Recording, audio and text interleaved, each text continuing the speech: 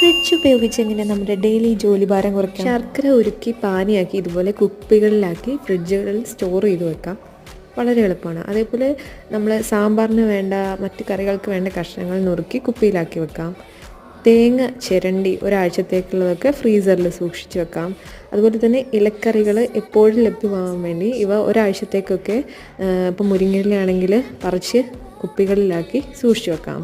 മറ്റൊന്ന് ചക്കക്കുരുവാണ്. ഇപ്പോൾ മഴക്കാലമാണ്, ചക്കക്കുരുവൊക്കെ ഇഷ്ടം പോലെ കിട്ടുന്നുണ്ട്. പക്ഷേ നമുക്ക് തിരക്കുള്ളവർക്ക് എപ്പോഴും ഇത് ക്ലീൻ ചെയ്യാനോ നന്നാക്കാനോ സമയം ഉണ്ടാവില്ല.